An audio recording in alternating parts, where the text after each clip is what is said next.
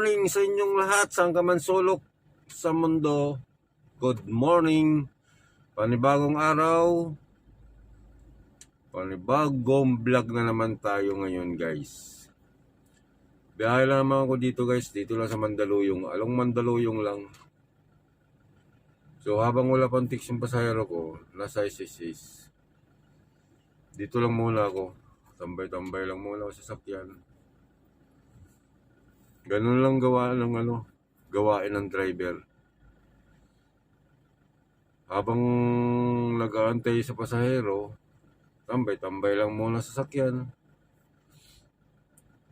Wala naman tayong gagawin. Hindi naman tayo pwede maglakwatsa dahil pandemic. Dito lang tayo sa loob.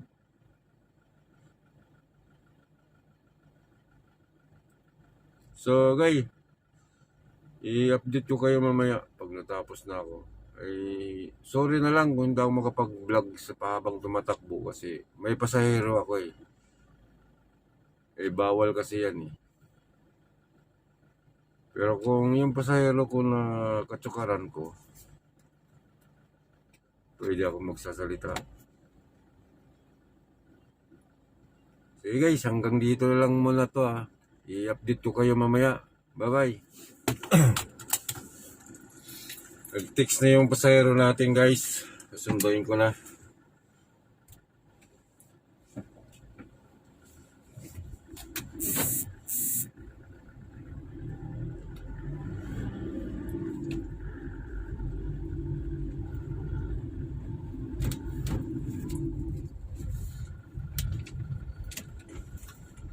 Medyo may katrapikan lang kayo tayo ngayon.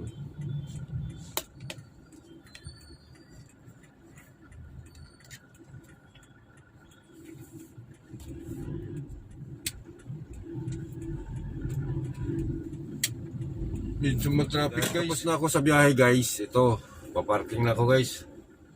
Maraming salamat. Babaan na ako. Babaan ako sa basement 2. Doon ang parking ko guys. Dito na ako sa basement guys, sa parking namin. Kaya saglit na naman yung biyahe namin. Matagal nga lang sa kakaantay. Pero malapit lang yun. Episis, tapos ano lang, 500 show lang yung sa ISIS.